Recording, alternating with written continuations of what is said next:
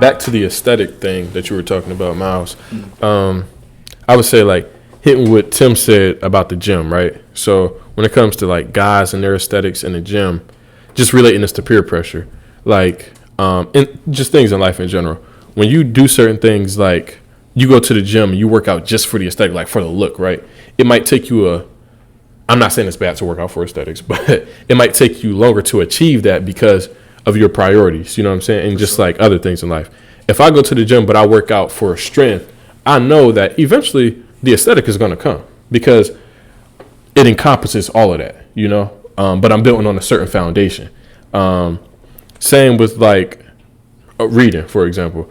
If you choose to start reading books, right, you know when a certain opportunity comes up, you're going to have the knowledge up here already, rather than trying to overcompensate and look in the part. Oh, man, let me dress up suit and tie all the time.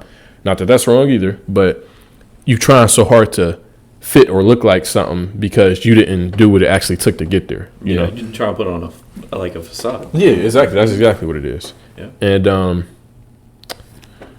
we can talk about when it comes to social media as well, the aesthetics of like, you know, women, the beauty standard, you know, and that goes into a lot of areas because with BBLs, for example, and you know, everybody got their own thing. I'm not saying they doing it because somebody else is doing it, but it's a trend now to get a BBL, to look a certain way, to have your body a certain way.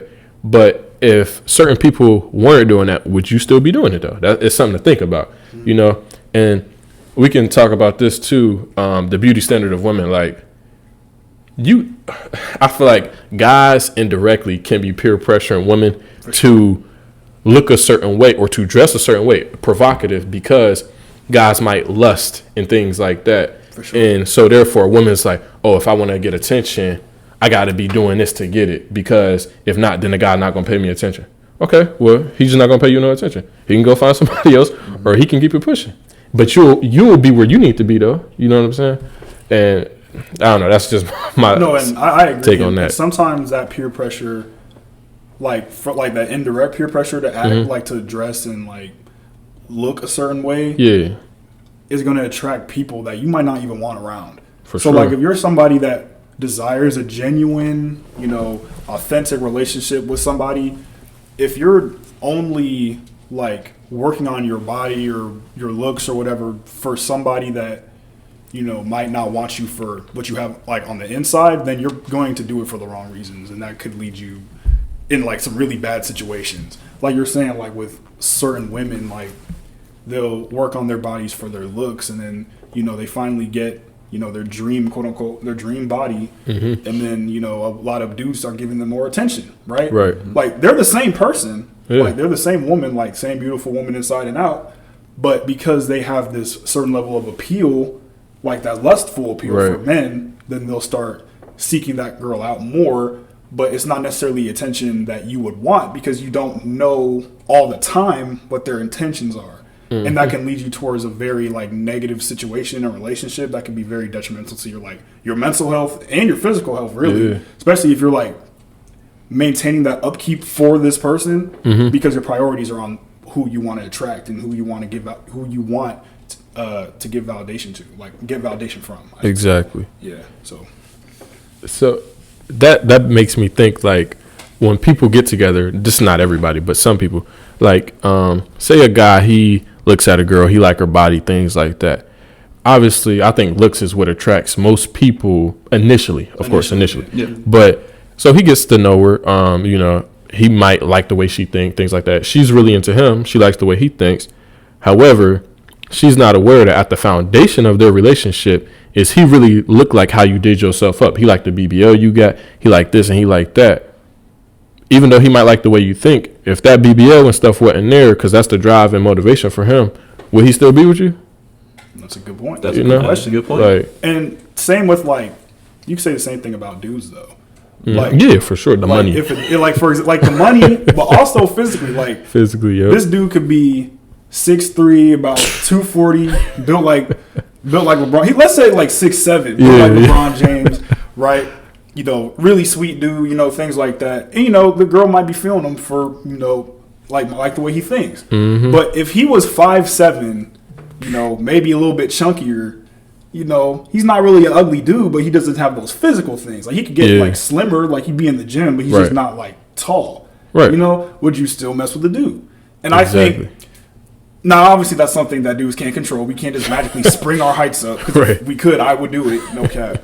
I'm not gonna tell anybody how tall I am. But like that's just a indirect peer pressure to look a certain way. And like you said, like on your For You page, like a lot of dudes on TikTok work out for the aesthetic, and you can tell because a lot of them do like thirst traps and stuff. They be taking their shirt off after every single rep for what reason I don't know, but actually I do know because it's the yeah girl, I look so good, yeah I just did chest, my chest popping, so it's like all this stuff, but like that's not necessarily for the right reasons. I would say like the reason like somebody should work out. Now if that's your reason, cool, but at the end of the day, like it's actually very easy, like you said, to lose your motivation to like continue to work out if it's only for looks. Because some days you might not really feel like it. But like if you have a genuine reason for wanting to lose weight, like say if you're a bigger guy, you want to lose weight because you want to be healthy for your wife. And, you want to like live a long time. Like things like that.